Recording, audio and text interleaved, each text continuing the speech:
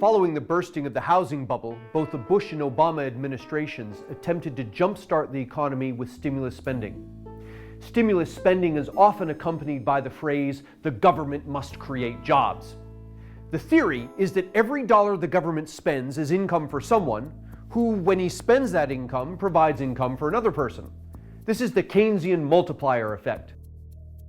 Critics argue that the multiplier effect overlooks the fact that the money the government spends doesn't fall from the sky. Every dollar the government spends, it must obtain, either through taxing or borrowing or printing money. And where the government does these things, jobs are destroyed. In the end, the government doesn't create jobs at all, but rather moves jobs as it spends in one place and taxes somewhere else. People who claim that government spending creates jobs are only seeing half of the picture. Can this be true? Let's look at the history of stimulus spending in the United States over the past half-century. We'll measure growth in federal spending along the horizontal axis and economic growth on the vertical axis.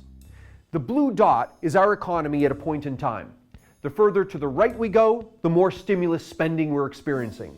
The further to the left we go, the less growth in federal spending is occurring. Along the vertical axis, we measure economic growth. The further up the graph we go, the more economic growth we're experiencing. The further down the graph we go, the less economic growth we're experiencing. We'll place one dot for each quarter since the 1950s. If stimulus spending worked, we would expect to see a pattern of dots that moved up and to the right. When the government spends more money, we should see more economic growth. When the government spends less money, the economy should slow down. Now, let's look at the actual data for the US economy. From 1955 to the present, government spending has risen in some quarters, fallen in others, and remained unchanged in others still. But what is clear is that there is no apparent positive relationship between government spending and economic growth. For example, in 1968, federal spending rose an average of more than 11% per quarter. 1 year later, economic growth averaged less than 1% per quarter. But in 1993, federal spending contracted an average of more than 2% a quarter. Yet 1 year later, the economy grew at the same 1% per quarter.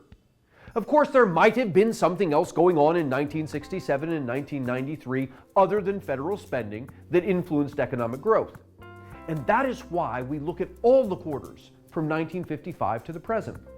Unless there was something atypical going on in every single quarter, we must conclude that there is no evidence here that increased federal spending results in economic growth. What does this mean? It means that the only thing stimulus spending does is to make the budget deficit worse. But it isn't necessary to look at all this data. We need only look back over the past 3 years. Between the Federal Reserve and the federal government, we have injected the equivalent of 2 Canadian economies into the US economy. And yet our unemployment remains stubbornly fixed at 9%. One thing that has changed is that our government is now $4.6 trillion further in debt than it was before the stimulus efforts.